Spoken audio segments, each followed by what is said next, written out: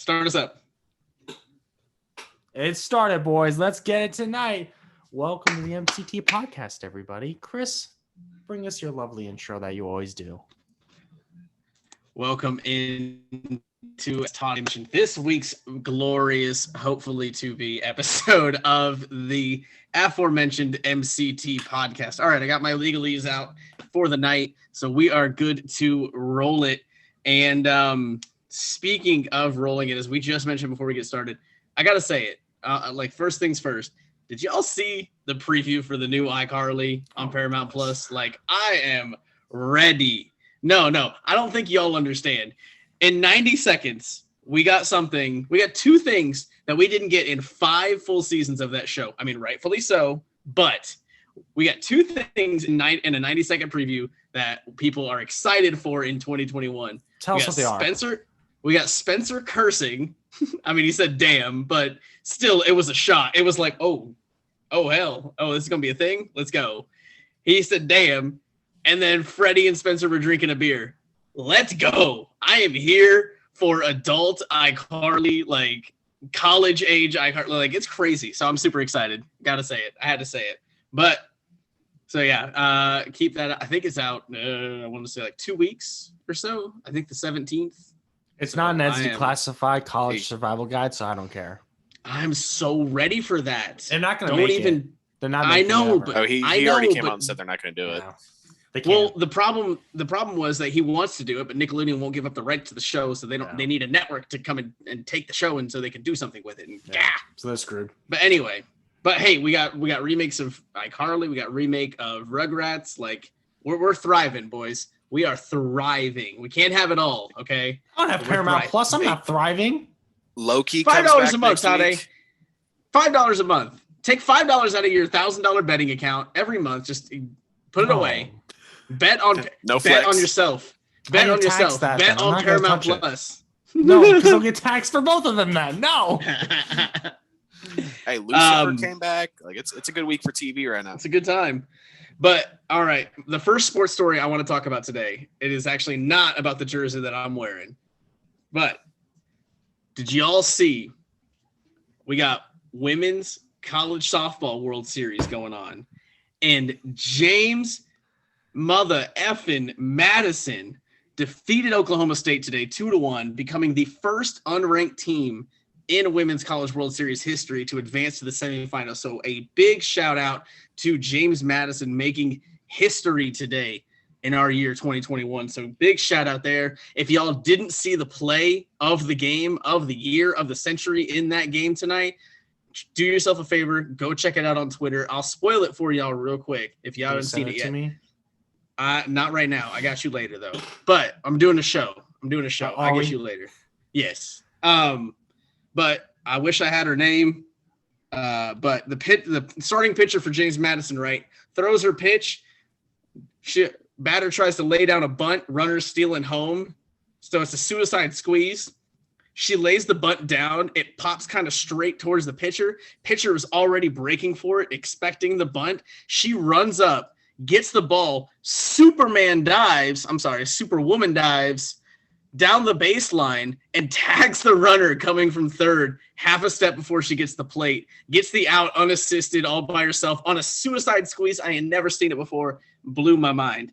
It's on Twitter. It's all over the place. Go check it out. It's a great clip. You'll treat yourself. You'll have a good night. But I had to shout that out because that's pretty crazy. First unranked team doing that stuff is fantastic. I thought you were shout out UCLA Alabama's game right now. I was just like, why the hell? What? No, moving on. No, it's like 2-0 right now. It's not even anywhere. Yeah, come on now. No, that one's finished, done. They're moving on. First unranked team ever to make the semifinals, so that's pretty cool. But yeah, then we'll jump right into the National Basketball Association, as we tend to do a lot on this show. We should announce something for Michael here. You're right. You're right. I forgot. The Indy 500 was last weekend, and if you watch the race, it was actually a quality, Indy 500. Race. It was a good opening. It was a good race. There were no yellows. The weather was great for it. It was like the shortest Indy 500 ever. Like it was It's all around good. And if you bet on it, it makes it more fun to watch because I was enjoying it because Ryan Hunter-Reay was just like, yeah, man, I'm 6th place all this race. Scott Dixon, broken down. Ed Carpenter, he's like 20th all the time. I'm going to win this. And then I screw up in the pit lane. So then what happens? Scott Dixon passes me. Ed Carpenter, oh my goodness, he starts to win it for a little bit. He's getting up there. He's scrappy. He's like, I got that old man energy. And then, Michael, you tell him what you want. I want a whopping like $3 from Ed Dixon. I'll take it. Even though, like, I will say my favorite part about you only bet like $250 on him. I don't even remember what I bet. I think I only bet like $3 or $4. I could win 97 if Hunter won. But I still think like I was like because I think I started the race right away. I got to my fiance's grandmother's house and I was like, wait, where's Scott Dixon? Why isn't he? What do you mean he's down a lap? He was the pole setter. What happened? That was really confusing. And then like that guy's tire flying off, and then one of the other drivers like hitting the tire and sending it into the middle of the track. Literally, thankfully, everybody messed up in pit lane. It was so weird. Like pit lane was off all day. Guys were flying in way too fast. The all women's pit team, I think they had an issue where like the car like died. That was Scott Dixon's. Scott Dixon's car just wouldn't start back up because he ran out of gas, basically, because he skipped pit lane and then that accident happened, and then he couldn't get back in. So they cheated him. No, it's not our fault. He can't do gas management. Yeah, that's his the pit manager's job right there. Hard to manage gas when you're getting siphoned out in the track. All right, I know what happened. I know what I seen. We want to recount. This isn't over. This race hasn't gone 500 miles. This is not over. 500-mile race, not 500 laps. It's 500 miles. The way God intended it. This race isn't over. They have to continue on for the next 500 some miles they didn't do until we get a real winner here. Never forget it. Lord. Never recount those laps and recount those miles. Stop the count. But for real, Michael had to get one at one point. I'm glad it was in racing. It's fine. I'm okay losing that one. I mean, it counts, I guess, all the same, but it's fine. My Cubs still took the red series, so I'm all right. I'm 7 in my bet, so. All right, I'm out. So, all right. What else did we want to go over before we got into the NBA? So, actually, we have some breaking news in the National Basketball Association as of this past 2 minutes of recording. Oh. So, we'll get into this series here in just a moment. Don't you worry. But immediately. Breaking news: Trailblazers, so Portland, and head coach Terry Stotts have mutually agreed to part ways after 9 seasons today. So, you know what? We'll just throw it to the floor. First reactions of Portland and Terry Stotts parting ways. Go.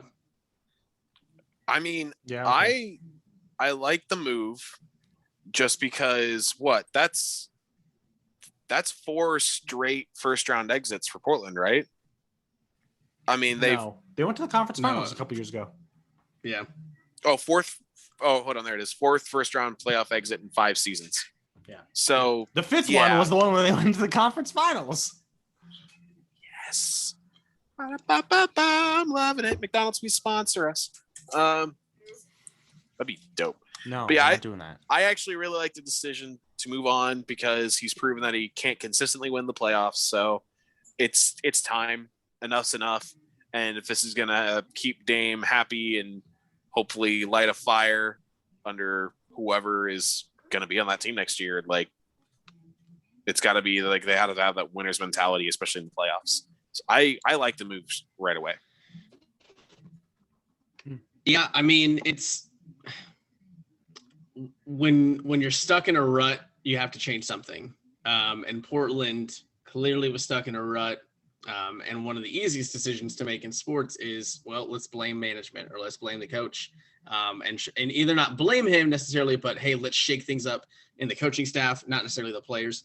I still expect Portland to make some offseason moves and change a couple other big things around. I don't think this is going to be the biggest news that we'll hear come offseason time for Portland. But frankly, yeah, on a scale of 1 to 10, how surprised am I? I'm probably a 3. I'm not really surprised they decided to do this. Maybe surprised by how quickly the decision came down, seeing as they just lost like last night. The candidates, though, are pretty nice. Well, so here's the thing, and again, we'll deep dive into this later, but do the Pacers now have an opportunity to bring in a guy like Terry Stotts? Would that be interesting? I mean, we already had Nate. No, we're fine. We don't want to coach. Okay. Okay. So pretty crazy, but so breaking news there. But let's talk about those first round of the playoffs. So I wanted to go matchup by matchup by first round matchups that have completed. So not ones that are ongoing. We'll talk all about those that when they finish up next week. But right now I just want to go through the series that we've wrapped up, and let's just figure out what we've learned from these completed series so far. So first series that finished was that Milwaukee and Miami series that ended up being a nice clean sweep for Milwaukee. Their only real test in that series was game 1, where they got pushed to overtime, and Milwaukee still held serve. Chris Middleton with a big shot to seal that game 1 win, and they used that momentum to take the next 3 and sweep your reigning Eastern Conference champions out of the playoffs. What did we learn from the Miami and Milwaukee series? That Miami needs to nuke it. As much as I like the core, the core that they have there, there's too much drama, it seems like, and it's either like management can keep everything held together or Jimmy Butler. I mean, Jimmy Butler is going to be Jimmy Butler. He's your star player.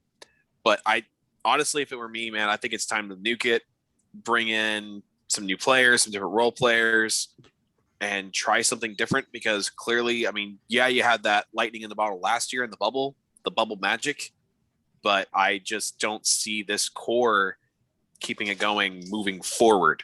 And I think it's just finally time to say, okay, let's try something different. And if I'm Miami, I'm not bringing back a guy like Victor Oladipo or anybody like that. It's time to really start fresh. They got to give up on Victor Oladipo like everybody else, apparently. Yeah, why would you pay him $20 million when you have to build your roster still? It doesn't make sense.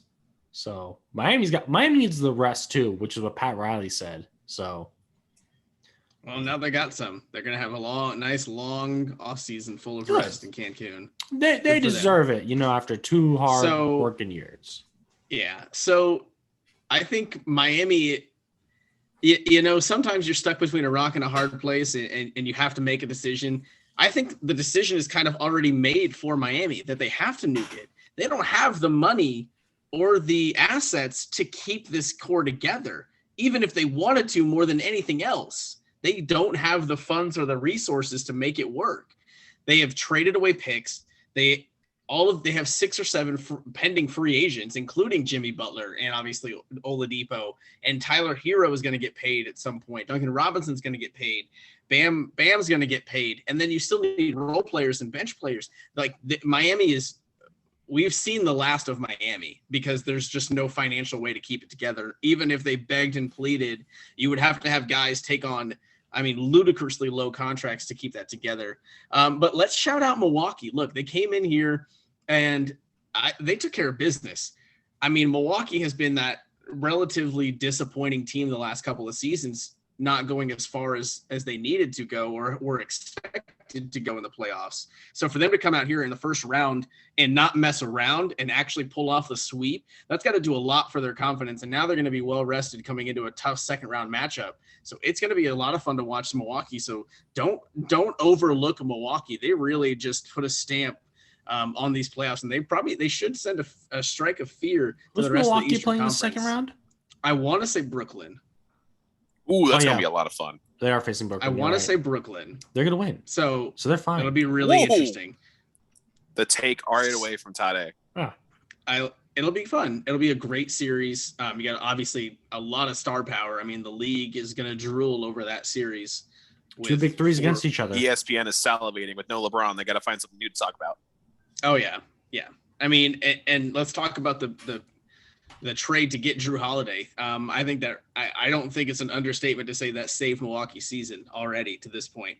I think Eric Bledsoe. Drew Bledsoe. What a name! What a shot!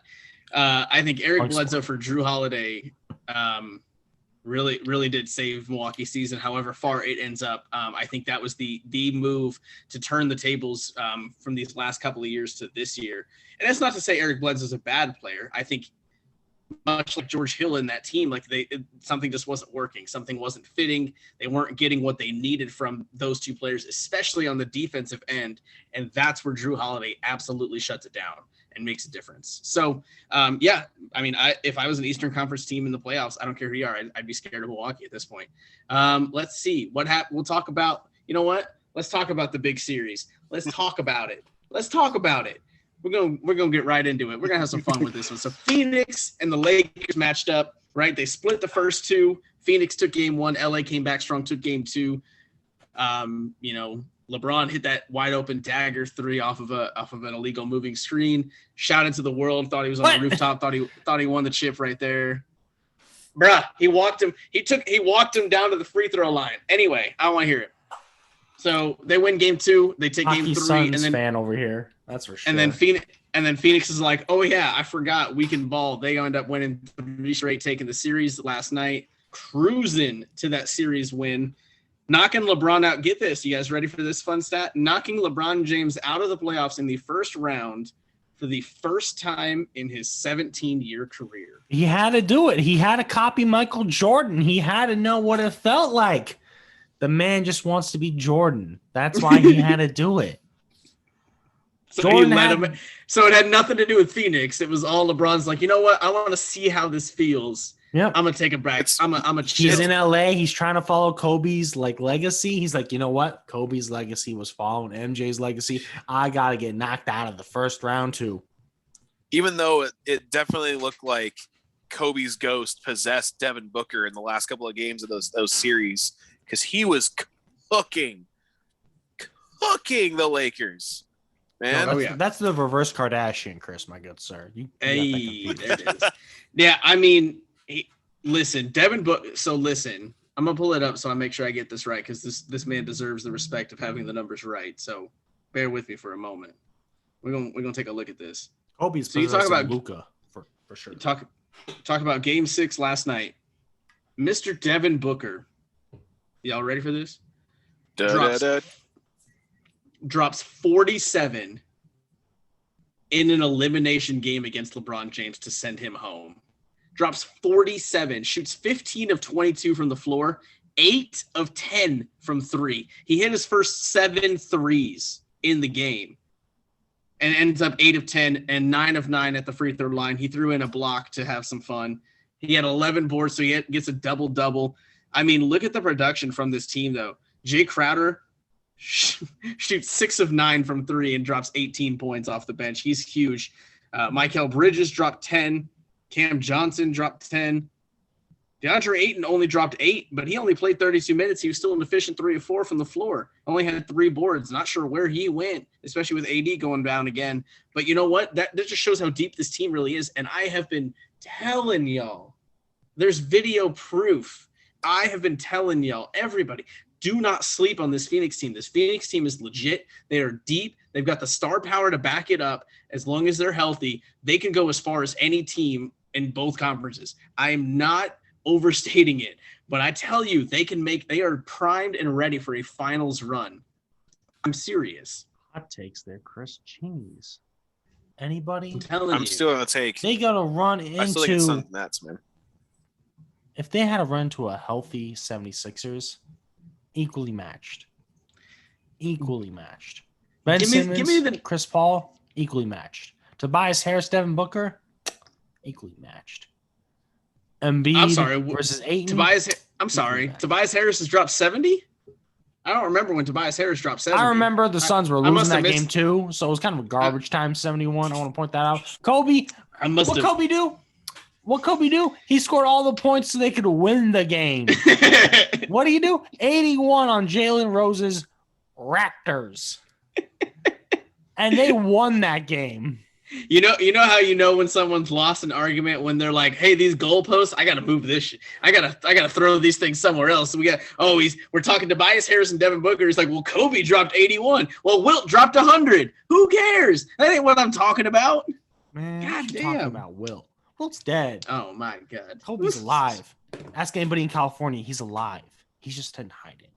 They actually think that that's a legit conspiracy that Kobe's still alive. I wish I could be surprised Seriously? by that. Yeah, it's How a 100% about- thing. My cousin believes it. How about the last? How about this, guys? How about the last thing we'll talk about this really fun first round series between Phoenix and the Lakers? How about Devin Booker last night in a post-game press conference at Staples Center, eliminating the Lakers and LeBron James, coming out and being like, "I know Kobe was watching me and looking over me, and I felt him here and this and that." Do you really think? Do you think Kobe goes with D-Book or the Lakers? It's hard. It's hard to know, right? It's hard to tell where his loyalty would lie. I feel like he'd be a little torn. Mixed up. He meant Kendall Jenner, so that's why he was trying to say Kendall, but he loves Kobe too much, so he's like Kobe. Kobe. That's why. Hey, shout out to Booker, the only person not to fall for the Kardashian curse. Mm-hmm. Ben Simmons fell for it. Tristan Thompson fell for it. The one guy that played for the Celtics, we don't remember anymore, Chris Humphries, he fell for it. Lamar Odom, Reggie Bush, Ray J, all of them. Kanye's got the curse now on him too. He's fallen down. It's not good for him. All right, so our next first round series that is wrapped up was Boston and Brooklyn. That went 5. We had a lot of fun and a lot of moments in that series, even in just 5 short games. It got real chippy. We had instances between even fans and the players at the end of games and stuff like that. Kyrie being Kyrie again, and obviously stuff that he says isn't going to sit well with people. And at this point, I think he truly just does not care. He's already crossed that line. He's already burned that bridge, and he's just going to keep going. And you know what? Regardless of if you agree with him or not, I respect him for just having the guts to throw it out there, because it's not easy. Even as a man of that kind of stature, it's not easy to still sit there knowing how many eyes are on you and say what you believe in and do the things he's done this season for himself anyway. So, but it was a fun series. If you're a Brooklyn fan, it was a fun series. I know Boston probably didn't have a whole lot of fun with it, but as an objective fan, it was interesting. It kind of went the way we expected, Brooklyn winning relatively easily over Boston.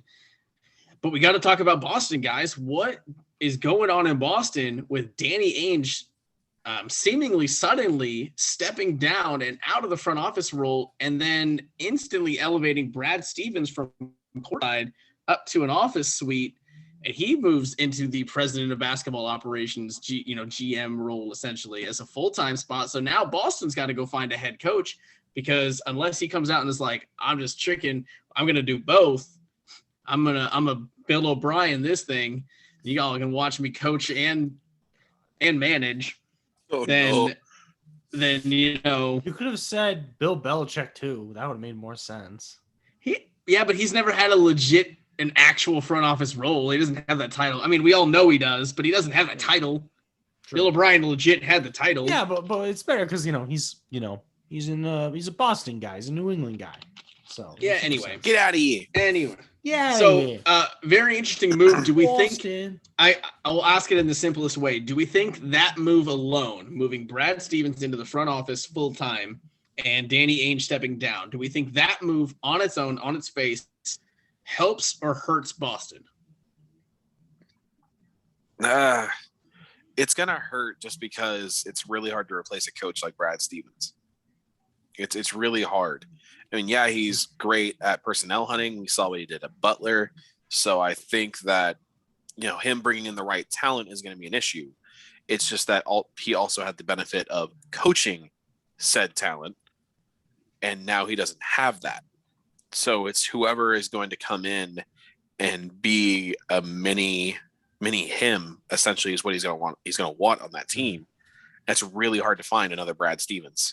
So it's going to hurt at first. There's going to be some growing pains, But I mean, ultimately, that roster is way too talented to have issues for too long. Danny Ainge was a mediocre GM. He had, he had the one good, couple years where he just built that one championship Boston roster. They went to the finals a couple times, but guess what? Lakers, yeah. If you trade for KG to add him to Paul Pierce and get Ray Allen on board, obviously you have a squad. He threw the book at that, and then he traded him away to get some pieces. Those were smart moves. Great moves. Prime energy. After that, what do you do? Who do you sign? Gordon Hayward came for the coach. Kemba Walker, you got on a discount because MJ didn't want him. Tristan Thompson, garbage. Enes Kanter, love the man. I'm not going to speak ill about him at all. That was a great signing. Good for them when they did that, but he doesn't play for them anymore now, does he? Taco Fall, love him, so that's not bad either. But he's never playing, so that's kind of worthless too. Cassius, should though. Who was the Purdue player they drafted too? He's good, but he doesn't play. So yeah, they have I will say this: they have drafted well, obviously with Jaylen Brown, Jason Tatum. And in basketball, all it takes is one, right? All it takes is one good hit on a draft pick. And you at least have something. You at least have a nugget to build around, and it makes it that much easier. So I give him credit for that. But here's why I think the move helps Boston more than it hurts them, even right away. Mm-hmm.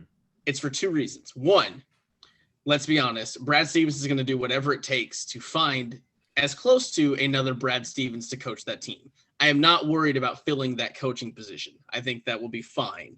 Whoever they get will do a good enough job with the talent that's already there, and Brad Stevens watching over them to make it work. Two, Danny Ainge was not a good GM. Danny Ainge is not a good GM. Danny Ainge basically refused to make trades these last couple of years with anybody because his prices were so astronomically high. So now all of a sudden getting a new GM, made bad trades and refused to sell or work with teams on a price. And it was multiple teams with multiple offers. It wasn't just one team that he refused to negotiate with or whatever, or one guy he was stuck on. Isaiah Thomas under the bus too. Yeah. I mean, just remember last year with Boston and Indy in trade talks for Miles Turner. He turned down Miles Turner in a first, basically, or he refused to take Miles Turner for a first. You know what would have helped them beat Brooklyn? Probably Miles Turner. Yep. So I think it helps just because you get a fresh GM in there. And I really think now the rest of the league kind of turns their head and says, oh, maybe we can talk to Boston again about making moves and getting things done. So I think on its face, it will help Boston, even if there are some bumps in the road and the growing pains. I think, like I said, the coach will be fine. And I think Brad Stevens already will be at least a breath of fresh air as a GM right off the bat. So, and we'll see how it goes. It's obviously still got a lot of moving pieces to sort out there just like now in Portland. What do they do? It's going to be really interesting. About Portland, I'll ask one question. Does Damian Lillard finish his career in Portland? Yes. Never ask that question again also. It's going to be yes. Yes. Okay. He seems pretty committed to the franchise, even with everything that's gone on. He's committed to the city of Portland. So yeah, he's not going anywhere. And he's a shooter. They're going to keep him forever.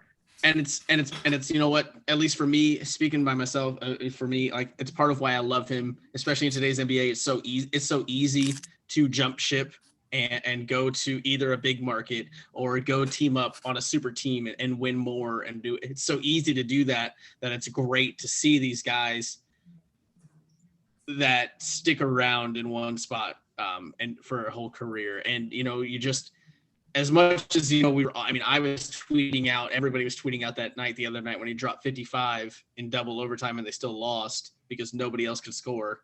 As much as you want in that moment, and in fact, you want to say, like, look, he deserves better. Portland needs to do more. That's the key right there. Portland needs to do more. It's not he deserves better by leaving. It's Portland needs to wake up and treat and get him some more help or do whatever they need to do to get over that hump. So I think the first step is that what they already did, moving on from Terry Stotts. I'm intrigued to see where Portland goes from here.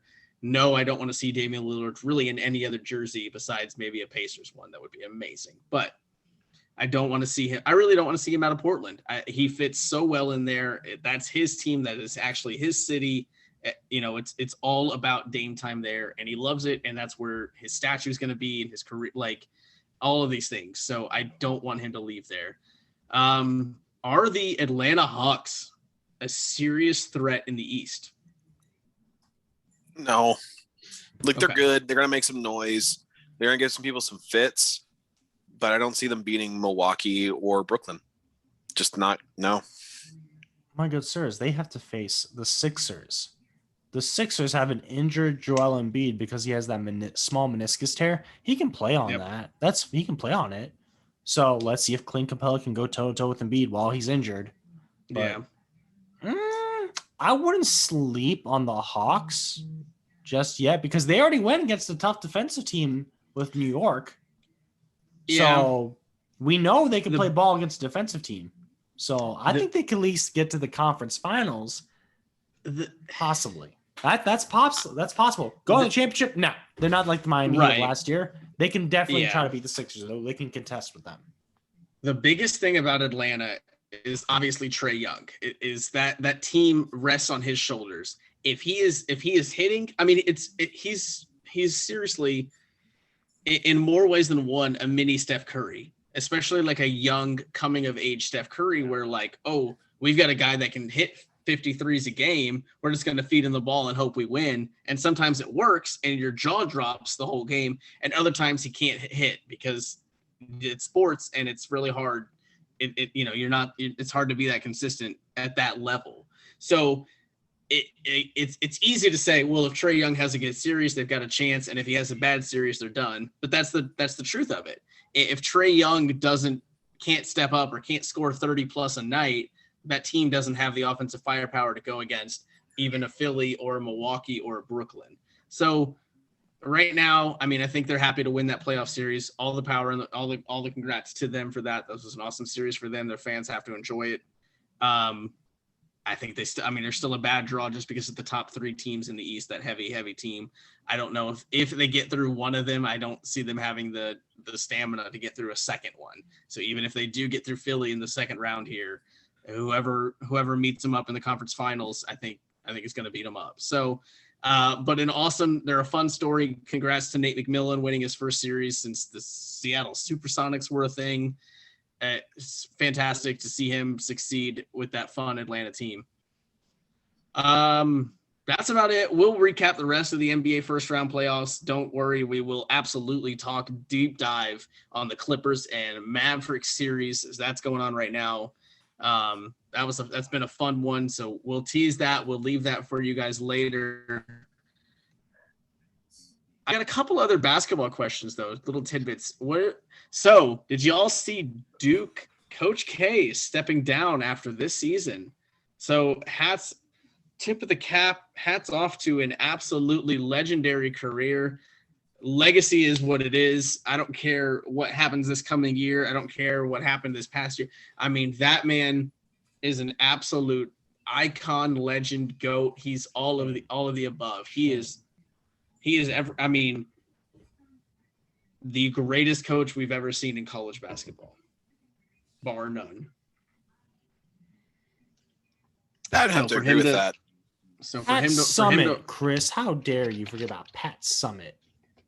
How dare you forget about? You got women's coaches too, because I'd say Pat Summitt. Did he say if he's going to do the Olympics this year or not? Oh, he's not. He doesn't do the Olympics anymore. Oh, that's dumb. The national team is Popovich now. Oh, that's right. Mm-hmm. Yep, that's right. And then Thibodeau is the assistant, I think, the main assistant on that team. That's so interesting. Yeah, I know, right? That's a fun punch. Thibodeau's going to run him into the ground, and Popovich is just going to chill. He just feels zen with it. He's got a slick hair now too. He's trying to be Pat Riley. It's kind of weird. He's a hippie. God. Yep. So again, congrats off to Coach K. What a legendary career there at Duke. Talk about a guy staying at a school or at a place for forever. He's been there damn near 40 years. So pretty wild to look at the numbers and realize just how long he has been doing this at a high level and winning and doing all the things he did. So unbelievable. Guess what, Todd? It's your favorite time of the week. It is time for the MLB update. Nah, I'm just kidding. I mean, we're gonna do it, but you know what? We're gonna have some fun with it this week. Actually, before we get into that, got to talk about my Cubbies, right? Best National League record in May. Swept the Padres. Swept the Dodgers. You have horrible odds to win your division still. Took 2 of 3 from the Cardinals in our first series. I mean, we lost yesterday to the Giants, and we're down 6-2 again to the Giants tonight. Third in your division. Third. Hey, if we're gonna talk about that Third too, to then win we gotta talk about a former Cub in current red, Nick Castellanos, extending his hitting streak to 20 games. He has 14 multi-hit games, including tonight against the Cardinals. Reds have 4th best odds to win the division. Shogo just turned 2. I wish it could be. Oh, they scored. All right, and he has scored in a run. Sweet. I wish I could be surprised by Castellanos having a 20-game hit streak. I'm just surprised it's not 300 at this point. It's the longest since 2019. If he gets the longest, that run was 27. So he's getting there. He's getting close. Oh, yeah, absolutely. All right, Michael, time to pull out your fancy technology for our real MLB update this week. So technology. We thought we would do something really fun this week. In part to let Tade be included in our MLB talk because he's always kind of sidelined. But as you can see on the screen, H.W. Bush was the best baseball player of all time. He played in college. As you can see on the screen, the 2021 All-Star Ballot has officially been opened this week. We are in phase 1 of fan voting for our All-Stars. That game, again, will be in Colorado at Coors Field. So expect a lot of offense, a lot of home runs. I feel bad for the all-star pitchers whose numbers are going to get really inflated in an inning of work, but it's going to be a lot of fun. It's exactly what an all-star game should be, right? A lot of offense. That's what the fans want to see. So it's a perfect venue for that. But what we're going to do is be lit. Oh my God. We're going to see all kinds of records get broken. That makes sense because it's Denver. You're right. Mm-hmm. Oh, dude, Coors Field. Like, go and look at any of the numbers at Coors Field. It's crazy. What kind of batting numbers? Sports there, yeah. Yeah, I mean, just think about what kind of batting numbers and pitching numbers you see there. I mean, the splits are just astronomical for like Rockies players at home and on the road. Like, it's insane. As great as Nolan Arenado is, his career numbers at and away from Coors Field is just, I mean, again, the splits are just crazy. But so as you can see on the screen, what we're going to do is all 3 of us are going to take turns going individually through the All-Star ballot and picking our All-Stars. It's obviously really early in this. Well, we wanted to do it early so that we could kind of pick now and then keep you guys updated as it comes along as we get closer and closer to the actual All-Star game and see just how many picks we got correct here in the first week of June. So, Michael, you set this up, bud. You take over. Give us what order we're going in. All right. So I will be going first here on this first tab. This middle tab right here will be Chris. And this last tab right here will be for MLB superfan Tade. Yeah! I'm going to moneyball it. We're going to moneyball it. Yeah, I mean, that's not a bad way to play it, too. So we're going to be doing position by position. We're going to be doing both conferences. So we're going to pick one American, then one national, and then we'll switch. Leagues. My bad. I apologize. Leagues. Baseball so I will go ahead and get it kicked off with, to no one's surprise, we're going to start off with first base. And if you take anybody other than Vladimir Guerrero Jr., you're absolutely insane in the American League. And then the National League, I'm going to have to go with Joey Votto. No, I'm kidding. I'm going to have to go Freddie Freeman as well. Shocker. He played like 3 games. Yeah, love to see it. All right. And then we're going to go ahead and – wait a minute. Go ahead and, Chris, give me your picks. So Obviously, yes. In the American League, you have to go with the front runner for the American League MVP right now. As crazy as that sounds, he's tied for the league lead in home runs, among other things. That's Vladimir Guerrero Jr.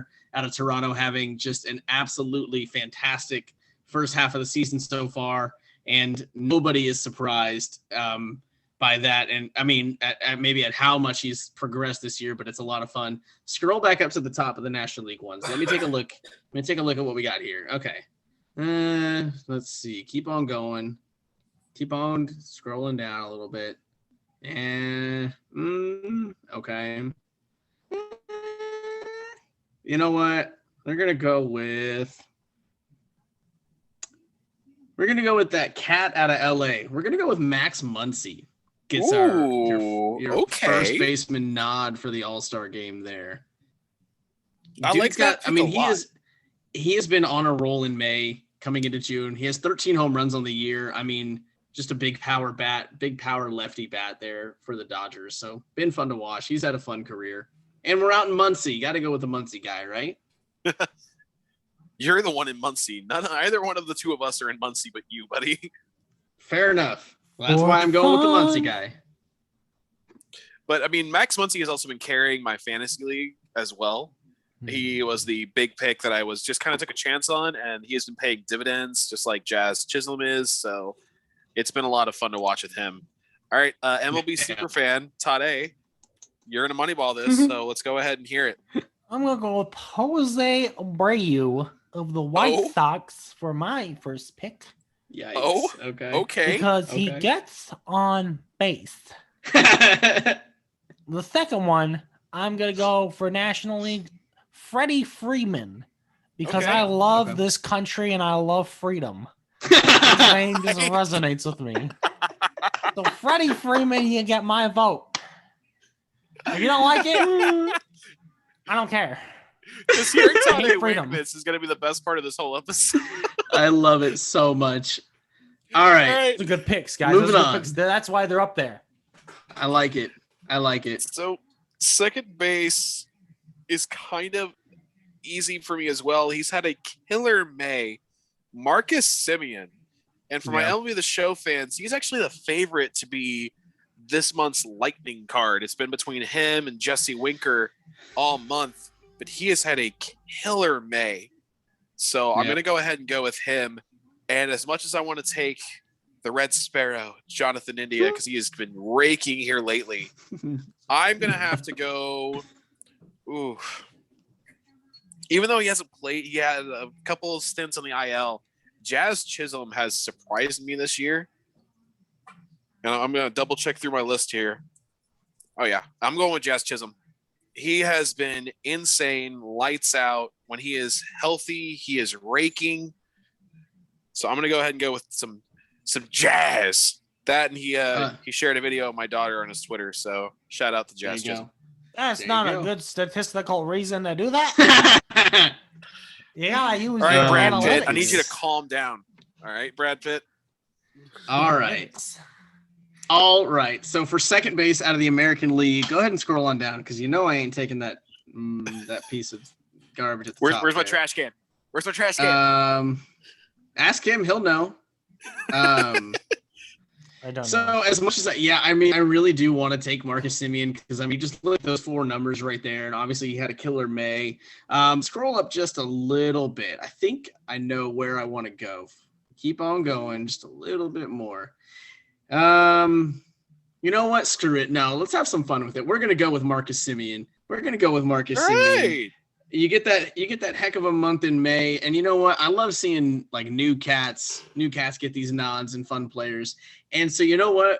We're gonna go ahead. We're just gonna make it a clean sweep. We're gonna take Jazz Chisholm out of second base in the National League as well. I wish Nico Horner didn't get hurt and could have played 15 more games or so, because I think he would be right up there with the numbers. He has been having a heck of a season. But you know what? The All-Star game, especially in baseball, is as much about fan favorite players and statistically great players. So I think Jazz Chisholm is absolutely a fan favorite. So don't be surprised even if the numbers don't necessarily back it up, if he doesn't get just a lot of votes for his excitement and how much fun he has playing this game. So yeah, he gets my nod for sure. I'm feeling pretty merry, so I'll go with Merrifield at the bottom there for the American. Whit Merrifield, very solid pick. Very good. Yes. And then for my national pick, I'll go with Josh Rojas. Okay. Okay. I want a solid, well-rounded player on my All-Star team. All right. Those are some pretty solid picks there, Tade. I know you're kind of memeing it right now, but I like these picks. I'm not memeing this. This is very serious for me. I'm digging it. These are their careers. They get money off this, guys. I'm trying to make sure my men get paid. I tell you what, third base is going to be really quick for me. Yon Moncada. Yeah. Like, instantly. And then, I'm looking at... man. Do I pick a Cub? Yeah, KB. KB's earned it. That's going to be easy. And Chris, you want to go ahead and lock in Chris Bryant for you as well, just right now? Yeah. Oh yeah, 100%. Yeah, it's not even a debate for me. Starting third baseman is your hopeful eventual now would be 2-time National League MVP, Chris Bryant for the Chicago Cubs. So I mean, he's had just an absolutely outstanding season. I told y'all to look out for his revenge season. I know what I'm talking about every now and then. Look at those numbers right there. Batting .320. He's got 13 home runs. He's tied for like 7th in the league in home runs. He laps the Cubs team in extra base hits this year. He's thrown the team on his back at multiple times. He's been so much fun to watch. And shout out to Chris Bryant. He has played at least 5 different games. He has started at 5 different positions this year for the Cubs. He's been all over the outfield. He has been at third and first for at least 5 different games already this season. It's pretty crazy. But in the American League, I wanted to go all Chicago like you. I wanted to go Yoan Moncada, but there is another player, another starting third baseman in that division that I think deserves a lot of recognition, even though his team is not performing right now. And that is Cleveland Indians switch hitting third baseman Jose Ramirez. Has been having an outstanding season so far. Look at that. He's got 13 home runs. He is the offense for the Indians right now. And every team in baseball gets a representative in the All-Star game. So I'm going to bank heavily on the Indians' lone representative being their entire offensive performance and being Jose Ramirez. So those are my third base picks. What does OPS mean? On base plus slugging. Oh, okay. Pick Rafael Devers from Boston as my first pick. Solid pick. I remember reading about that stat I remember that stat actually from Moneyball, because they always talked about a lot in the statistical analysis they used about how that was like something new that came up with like stats they would record. And that was something that was always positive for people to have. So I'll pick him for that. And then, of course, I'll obviously pick Chris Bryant, even though he's going to be a future Rocky when the Cubs sell him because they're cheap. But, he's obviously having a better career than his MVP season. It's almost like Russell Westbrook this year. But, on a worse team. So he's not going to get it. It's okay, bud. Jeez. But, yeah, Chris Bryant for the second one. Not future MVP this year, but, future, hey, you got a runner-up MVP because you're on a great team. I got you, bud. Don't worry. That and Acuna is going off, so I just don't think KB beats Acuna right now. That's going to be the big thing. I have no idea who that person is either. Yeah, we're not surprised. It's okay. If you put this on MLB The Show, my team would probably rock it, though. I mean, yes. All right, Michael, pick your shortstop. All right. Well, this should be pretty easy for at least the National League, because it's going to be Javier. No, I'm kidding. Fernando Tatis Jr., obviously. Yep. American League, I am torn between Tim Anderson and Bo Bichette. Yeah. We're gonna go with Bo. I know I'm kind of leaning heavily on the Blue Jays, but Bo has really stepped up and playing well. Yeah. I mean, those two guys, Bo and Vlad Jr. are taking that big leap that Toronto was hoping they would take. So absolutely. I mean, this is exactly what Toronto was hoping for, is 2 All-Stars out of those guys. So I don't think it's a stretch at all that way. I'm actually going to go Tim Anderson.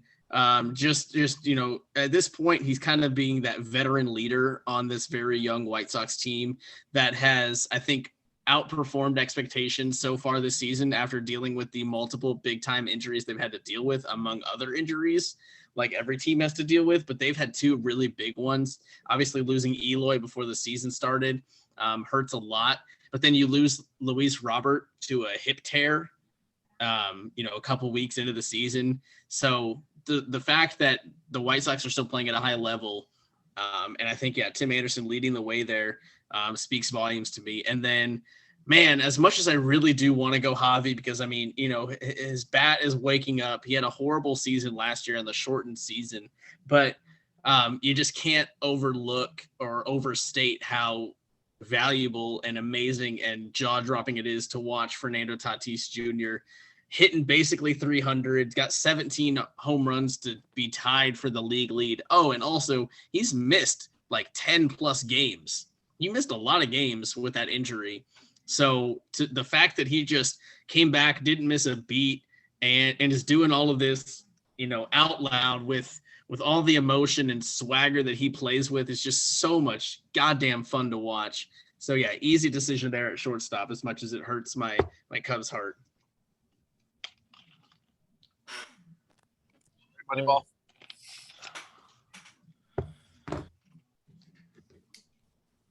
Where do I feel like he's gonna go? Hold on, let me guess. Scroll down. Oh, really? Okay. Scroll down. Scroll up. Scroll up a little more. I'm gonna go with Elvis. Oh my God. Actually, no. You want Tim Anderson. Tim Anderson. You're right. Okay. I was gonna be really confused. I was gonna pick Elvis just off the name, but I was like, you know what? No, Tim Anderson's better. Yeah.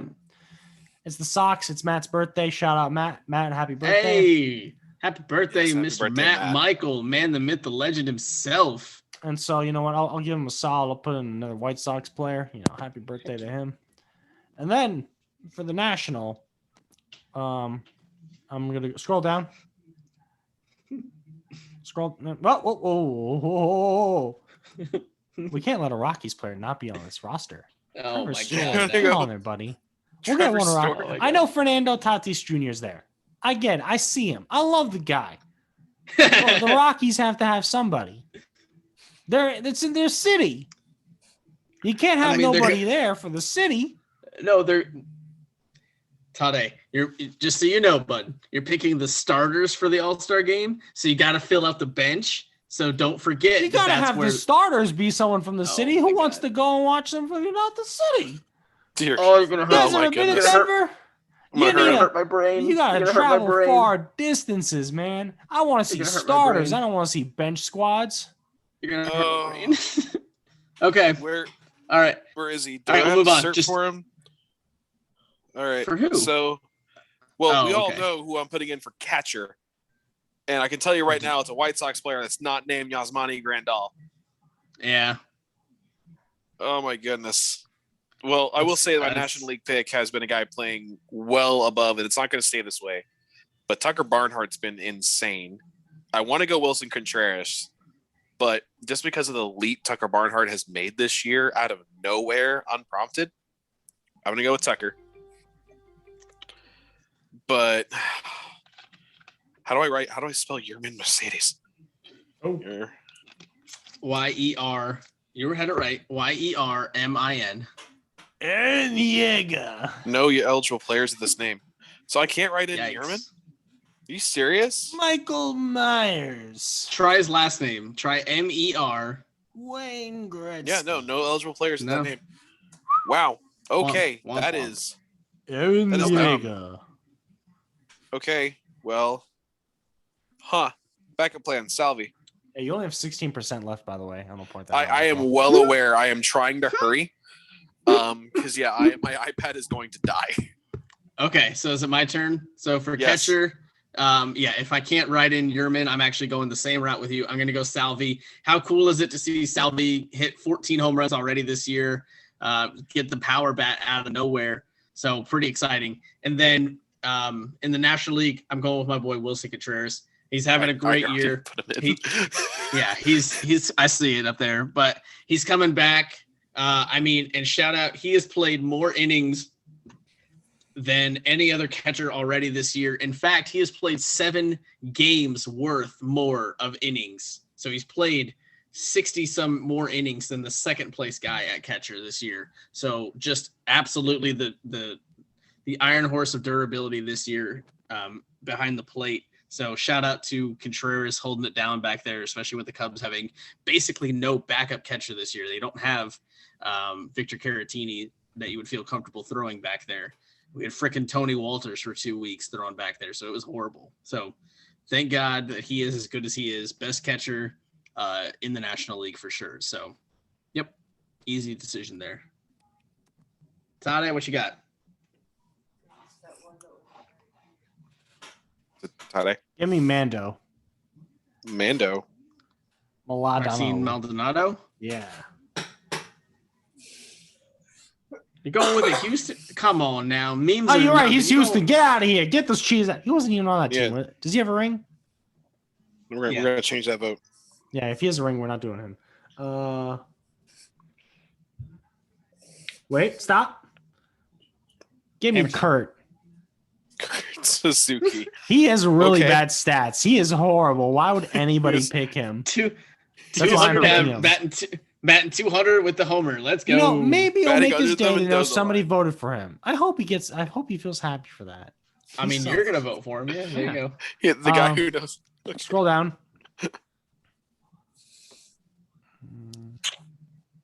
Could you scroll up a little more? There is another guy that we both kind of left off this list that I feel like we both pick Carson Kelly. Really? Nice. Yeah. Okay. It's a good one. I figured you would have went with Buster. That's Buster. Oh, I should have done Mookie Betts.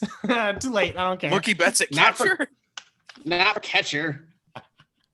That'd be so funny though. All right. So outfielders are 2 spots. 2. Okay. No, 3 spots. I apologize. 3 spots per league. So this list is going to be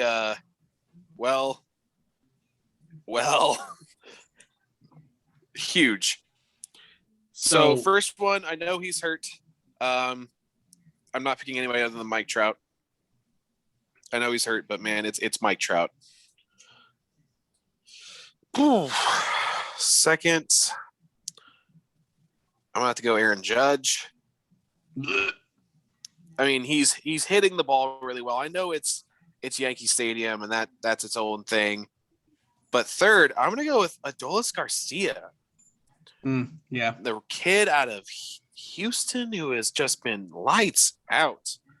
Yeah, again, one off the lead for the league lead in home runs. So yeah, having a heck of a season. I mean, part of me wanted to go Byron, but yeah, if Mike Trout's healthy, he's going to play. He's going to start. Right. If not, it'll probably be Byron Buxton. For the National League, I mean, this is going to be really simple. Acuna, Castellanos, and Jesse Winker. That's it. That's easy. Wow. Where is he? There he is. Boom. Da-da-da. Wow. And then do we just want to go ahead and do DH because that's the last, I think, official position? Yeah, that's fine. Go ahead and finish it off for yourself. Oh, hey, there he is. Scroll way down. I see him. Keep going. Keep going. There he is. Yerman Mercedes. Done.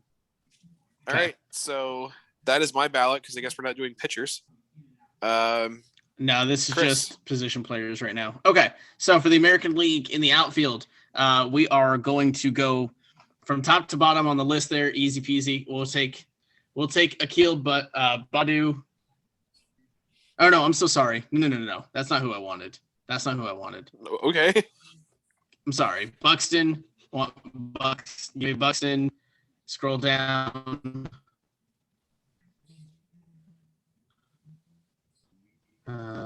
Adelise. and then Trout. Wait, give me Adolis. Adolis Garcia. Okay. Yep, There out we of go. Texas. Give me him and give me Trout. Okay. All right. And then in the National League, we're going to go with, you got to go Acuna, Mookie, and then we'll go, yes. and then we'll go Castellanos. He made such a big noise, big shout out, big eye, big energy. Love it. And then DH, you gonna give me my DH options? I have no idea who any of these people are. I just figure you're gonna go Yermin Mercedes. Who are these I'm people? not gonna go Mercedes. Keep scrolling down. A little bit more. Do they enjoy Right Castle? there. Shohei Ohtani, 15 home runs, batting 257. Absolutely my AL pick for the DH. If he doesn't get in one of the pitcher slots, then that's where you need to slot him in at. Done. All right. Moneyball. All right. I'll take bets because I bet a lot. Yeah. Scroll down a little bit for me, will you? Stop right there. Just Tade, remember you gotta pick 3 from each side. Yeah, I know. Give me Nick Casseroli. I thank you so much.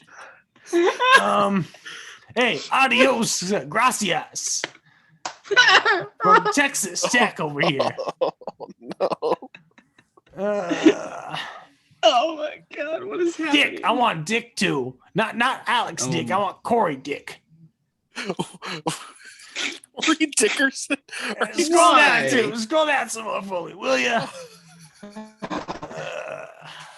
My back's killing me. Let's see here. Did I pick 3 from Nationals? Is that all Yes. done? All right. I don't like judges. Judges are bad. Hernandez, I think Aaron Hernandez. We don't want that. I think Klepper, I think Max Gilmer. I don't like his movies as Batman. That's not good. Ludlow, that sounds like Ludlow. I don't like Larry Kudlow. Margaret Maggot. Biscotti. Pastoroni. I don't know. They're 2 Rosianis. Are they brothers? Are they sisters? I don't know. Hey, whoa. Justin Upton. He's not related to Kate Upton now, is he? I don't think so. Oh my God. I don't. Scroll down some more. No, please, for my sanity, pick Mike Trout, and then you can pick one more. But please pick Mike Trout. Actually, I was gonna pick Mike Trout. I was gonna go back to him. I was just making a joke. You had to ruin it, Chris. Right. Yeah, I like some fish. Okay. I want me some Mike Trout. He sucks because he can't lead his team anywhere, even though he's really good. So I don't get his position. It's like that guy that went to the Phillies. What's his name? I don't know. Bryce Harper. Let's scroll up again. Back again. Scroll. Yeah, Bryce Harper. Nothing ever happened. He could have won a title with the Nationals. I bet on the Nationals to win that, by the way. It was great money for me. Keep going up. Oh, stop. Right there. Right where? I haven't picked any single person from the Orioles. They're a trash organization. Austin They're Hayes. almost as bad as the Rockies. All right, I'm Coach. going to pick Austin Hayes. He doesn't have good batting average. But, I'll give the kid some love. Just throw it in there. Okay. Let's, all right. Is this, All right, now you got this is the like ice. a good statistical analysis? I scout these kids when they were in All high right. school. I know what they look like when they're You sleeping. sound like in you should be beds. anywhere near a high school right now, Tade. Oh my God. It's all yeah. fine and dandy. This is gonna win me the chip. They're all getting in. You're all starters in my book, boys. Oh my God. Tade, pick your designated hitter. I have to pick a designated hitter. What does that even mean? Scroll up.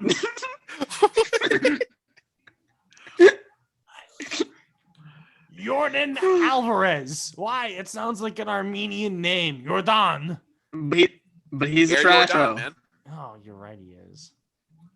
You know what? Pick him. I want someone that the crowd to boo. The crowd needs to boo somebody. They're gonna boo this asshole. All right, That's what I'm happens. gonna go ahead and Oh my submit God. these now. Oh my God. You're Just do it. Just yeah. we have lost all semblance of anything that we had before. So, oh my goodness. What are you talking about? It was All right. It was fantastic. That's everything I hoped it could have been and more. So thank you for that. So we will keep you guys semi-updated on those picks that we made as we get closer and closer to that fantastic All-Star weekend. It's going to be a lot of fun. It's going to be great to have another All-Star game. Again, just one of those things that makes us feel like another step back to normalcy. So getting a chance to kind of gather together and celebrate baseball and play an All-Star game at Coors Field is going to be magical. I can feel it already. I'm excited for it. I hope to see at least a couple of my Cubs there. I know Michael is excited to see potentially a couple of his Reds there. So it's going to be a lot of fun. Tade, floor is yours, buddy. It is time for Tade's Bets of the Week. Well, as we all know, I don't do baseball bets, so we're not going to talk about that at all. But you know what? We're going to go. When does this baseball game happen? When does the All-Star game happen? It's like not until July. Yeah, not till July. On them then. Nope, don't worry about that. Did I even mention my bets last week? I feel like I did. I think we did. I'll go over it. My mash didn't work because the Lakers lost because AD was out. The Nets won. The Mavs lost because they weren't at home. I mean, they weren't away because they've only won away games, which is weird. So that lost. My trash picks, Celtics, garbage. Phoenix without Chris Paul, garbage. Guess what happened? Chris Paul played. So you know what happened? Phoenix won. Ooh, I called it. I'm smart. Money ball. You're a genius. Amazing. Money ball. Nobody thought that. Nobody saw that coming. I said Celtics wouldn't win unless Jason Tatum scored 50 again. Guess what? He never scored 50 again, and they never won another game again. Money ball that. And I said cash bets, Nets, and then Mavs to win the series. So, Nets won. Mavs look like they might close it out tonight. And then Lakers in the second round, but, AD got injured, so that didn't come true. So, whoopsies. My bad, everybody.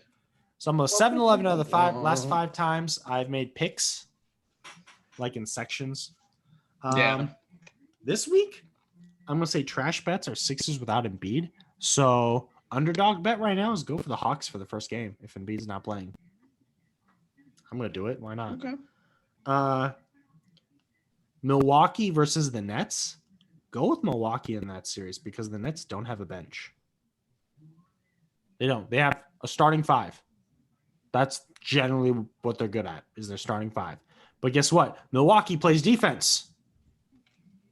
So it'll be an even matchup or Milwaukee's just going to shoot them lights out. So either way, Milwaukee's going to win. Yeah. And then cash, Phoenix, whoever Phoenix plays. Sorry to anybody else. Phoenix is going to win. And that cat almost killed Michael. Michael, I'm so sorry. Rest in peace. Good buddy. Yeah, and I said cash money if Hawks win. Won't do any mashes this week because it's kind of topsy-turvy in all sports. In hockey right now, we're having underdogs win. We're having fights break out. We've had suspensions going on in the first games. It's been a wild mess, and I don't know who to bet on for hockey. Soccer coming up. Bet on USA over Mexico because Christian Pulisic's back after winning the Champions League. Almost scored a goal. Good for him. So throw a bet on USA coming up for our national leagues. The Nations League. Okay. The inaugural Nations League, which is like do it for our nation. Gold Cup. Exactly. Do it for our nation. Bet on America. We can beat Mexico. One time Mexico beat us in a big game. And I went clubbing that night, and I saw a guy in a Mexican jersey, and I just looked at him. He looked at me, and he just looked, so like, you were rooting for USA tonight, weren't you? He was like, yeah. He's like, get out of here. I love it. It was very harsh. I love it. Those are my bets for the week. It's kind of a topsy-turvy mess because it's playoffs and then baseball. I don't follow baseball. So. Yeah, and I mean, and playoffs are just tough in general. Whatever sport you're talking about, it's tough to bet on them. Just outside of game to game, it's tough to bet on a series, how a 7-game series plays out, and things. Except like for the first round, because hey, remember Phoenix were underdogs against the Lakers. It's like they're the second seed. Bet on Phoenix, and I bet on Phoenix last night. I bet on Phoenix last night. I was like, I don't care if Phoenix loses. You did because you did. Then, we were talking about it. You were like, I'm good either way. Either Phoenix wins and I get money, or Phoenix loses and my Lakers win. So Yeah. I'm set either way. Big brain moves, everybody. Be happy either way you get it. I like it. Michael, floor is going to be yours, buddy. I know you had a question that you wanted to ask us. We'll get into that right before we wrap up with our picks of the week. So we've got some time. Producers in my ear saying, yeah, give him another bone. He got the pick of the week right last week. We'll humor him this week. So producer's words, not mine. Sorry, bud. I'm just the messenger here. But go ahead. I know you had a question for us that you wanted to bring to our attention. So go ahead. Allow me to set the stage. We don't have time for that. Okay. Yeah, I really don't. That's 12%. Hurry. The world of combat sports has always been held by some of the freakiest athletes and warriors to ever, grace the earth. It's something that's, it takes a long time to train, prepare. You have to learn different martial arts. You have to train your body and your mind.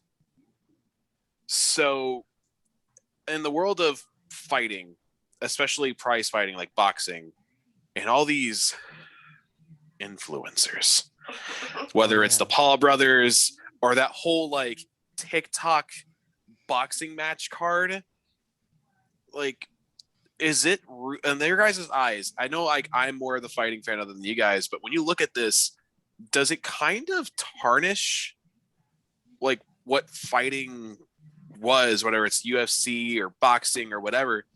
Does it negatively or positively impact the sport? So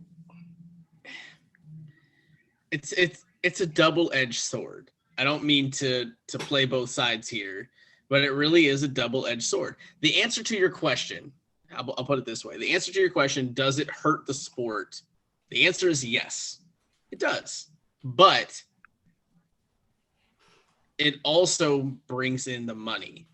So as much as essentially you're selling I don't want to say the soul of the sport, but as much as you're selling that product, you have to cater that product to your consumers. Your consumers obviously want these influencers to get in the ring and fight, for whatever you want to call it, and they pay for that.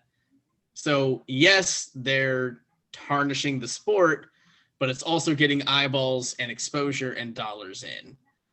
So it's a balancing act. It's that risk reward. It's where's the line? Where is it too much? And they'll find it. They'll set up an influencer fight or some dumb fight that nobody will actually care about, and then realize, okay, we went too far. We'll reel it back in with somebody else. But yeah, I mean, as somebody who is not a fan of boxing or fighting really in any capacity, I've never been. Yeah, it's pretty ridiculous to throw the Paul brothers out there and be like, and try to convince me, who doesn't know anything but still knows enough to know that those two aren't on the level of even a retired legitimate boxer. Like, they're not the same. Well, we'll find out about that not. in like what, a week or two when he fights Floyd Mayweather. Fights Floyd Mayweather. Yeah. Floyd Mayweather can't even fight either way. He dances half the time. Listen, you guys remember the movie Cinderella Man? Yeah, I know the Eminem song Cinderella Man. First off, that's a great song. Second, It's a the movie is fantastic really song. good. It's about That whole album, by the way. True. But it's a movie about Great Depression boxing fights. Guys just trying to get work. He starts going back into boxing to make money. He gets into big game fights, keeps hurting himself, but he gets to the big fight to make money for his family. Anyways, Yeah. that style of boxing where it was just smashing your fists into each other, everybody loved it. Everybody watched it. That's the fights you wanted to see from the underground to the big arenas. Now we have statistical boxing, which is what Mayweather does, where he hits people, dances around, hits them, dances around, try to get those knockdowns. He keeps dancing around him. Stamina. And they're never Stamina. fun. They're never fun to watch. If you watch, like, not big league boxing, but like Friday Night Boxing or like Fox, those are fun matches to watch because they're just younger guys trying to get into the big leagues, just pounding each other. What do we see a lot now? Maybe we'll see in these TikTok boxes, we'll see actual fighting. We'll see them going toe to toe. We'll see Megalonia boxing. We'll see the boxing in that Hugh Jackman movie with the robots. The only Real thing, Steel. Real Steel. I somehow knew this was going to get on this, but I want to point out, like, that TikTok boxing match list, the very bottom, it does say with a big ol' asterisk that this is just for entertainment only. This Floyd Mayweather Logan Paul fight, there is going to be no official winner. There is no judges. It is for entertainment only. They both make millions of dollars off this fight. It's fair. Great. It's fair. They're going to make their money. But at what point does it stop becoming boxing and turn into a different form of WWE? Yeah. I mean, It's not fake, but it's scripted, you know? Right. We're definitely going down. I mean, it definitely feels like it's going down that path. The more of these celebrity fights that we get. Like I said, the question then becomes, is it worth it? You know, again, as long as the almighty dollar keeps rolling in, as long as exposure is still out there, as long as ESPN talks about it and tweets about it, it's not going to stop, whether we like it or not. I mean, it's just the way of the world, and you know, it is what it is. So it's the way that it crumbles. It's a tough one. I can understand from a purist standpoint if you are, you know, a purist fan of the sport, whether it be boxing or UFC fighting, and you feel like this isn't that anymore. I understand sort of where you're coming from, but also, Michael, let's try to look at it in the context lens of, I mean, it's definitely not, because there's a lot of key differences, but let's look at it in the context light of baseball, of what, like, you and I are advocating for the sport of baseball, along with many others, is let the kids play, let this emotion come through, let all of this exposure happen. Let's change the game. These kids don't understand the game, Chris. Of Why the would younger we let generations. them do that? Why? Maybe boxing and UFC and these things, they're testing the waters. You're getting these out of the ring guys, pun intended, to come in and shake things up, and who knows, and again, it's the biggest thing is it's all about exposure and the almighty dollar. So whatever they got to do to sell their soul to bring in that money and that exposure, you know in your mind they're gonna do it, whether it's right or wrong or the way boxing used to be number one. Remember, it used to be number one. Now it's not. Yeah, no one cares. Yeah. UFC is also better than now, so. UFC is a lot better than boxing. Yeah, because boxing didn't evolve, and it's just like you didn't evolve, and the bigger fighters kind of got, you know, wimpier. So yeah, not wimpier. So step up to Tyson Fury and tell him that to his face. Not wimpier. I just mean they don't bash each other in the faces anymore. Which bare knuckle boxing is actually technically more safe than gloved boxing. I just want to remind everybody, technically, it is more safe. You get less concussions and less deaths statistically in bare knuckle boxing than you do with glove boxing. I don't know why. Don't ask me. I remember reading an article about it. This is where our legal team comes in and puts a disclaimer at the bottom of the screen. Don't commit bare knuckle boxing. Tade's opinions are his own and do not reflect the rest of the cast of the MCT podcast. Please take Tade's advice at your own risk. We are not liable for any. Google it. Not you guys. The crowd, Google it. You'll find that article I read. So it's all there. All right, guys. I like getting hit. All right, guys. I think we'll wrap it up this time with some picks of the week, and then we'll go ahead and get on out of here. I am going to go with, in the Western Conference, in the semifinals, we have the number 2 seed Phoenix Suns taking on the number 3 seed Denver Nuggets. So game 1 will be Monday, June 7th. Shocker, they get the 10 p.m. slot because they're out west. That'll be in Phoenix. I'm taking Phoenix game 1. I think they ride that high, that confidence of knocking out the Lakers, even though they were the 2 seed over the 7 seed. Obviously, the Lakers are not your typical 7 seed. They've got to feel really good. Devin Booker, as I mentioned, dropped 47 in the elimination game. He's going to be on fire, in fuego, all the things. I'll take Suns by 8 in game 1. We'll go 110-102. Okay. I'm going to go ahead and go with, on Sunday, we got a game 7 Mavs Clippers. They forced Game 7 tonight. So I'm going to have to take that as my game of the week, strictly because Luka Doncic, if this is his last game of the season, he's going to go out swinging heavily. No, Michael, don't. Why? Don't.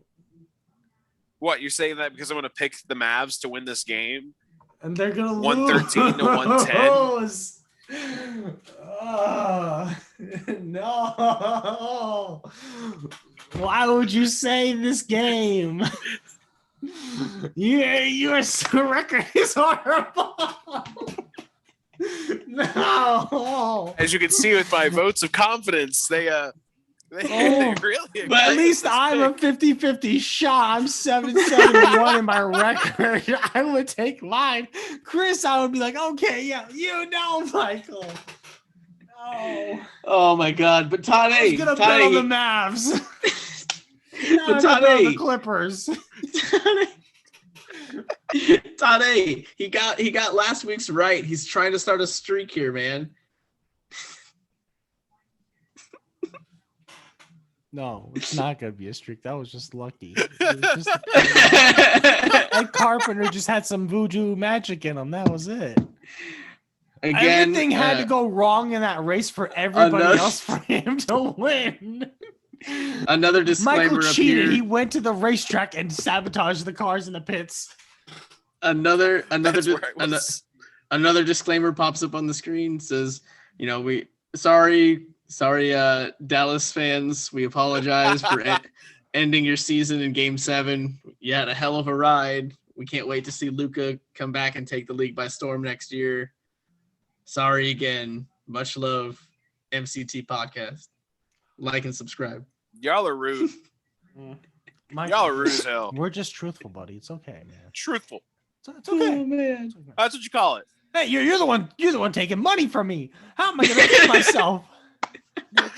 With that $1,000 back pocket, you got over there. $1,000 in the account. You don't need caviar every night, Tade. You're right. First off, caviar is disgusting, guys. Have you ever had that? It looks so nasty. Everyone's like, I don't get it. It tastes like butter. It's good. No, it's horrible. It's disgusting. So how does food like that even like become food? Like, how does somebody at some point look at that and go like, I bet that's delicious? Because they're monsters. All right. I'm going to go the Sunday game, ABC, 1:00. It's Hawks 76ers. I'm praying Embiid doesn't play game 1. Trae Young loves crowds that boo him. They're going to be in Philly. They love to boo. Let's go with Hawks winning game 1. Stealing one on the road. I like it. That's what Atlanta did in game 1 of the first round, going into Madison Square Garden, and Trae Young hit that dagger and shushed the crowd. So I'm hoping to recreate some of that magic. Okay, so a final recap. We all went basketball this week, obviously with the NBA playoffs in full swing.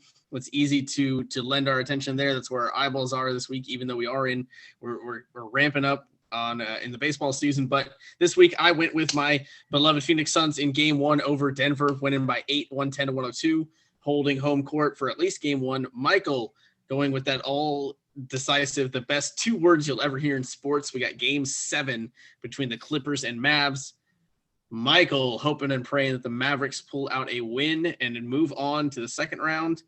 Tade going with the upstart, the fun, exciting Trae Young-led Hawks, stealing a game on the road over the Eastern Conference 1 seed Philadelphia 76ers. So we will recap those and much more next week. Thank you once again for tuning into the MCT Podcast. Have a great rest of your week. We'll see you next time.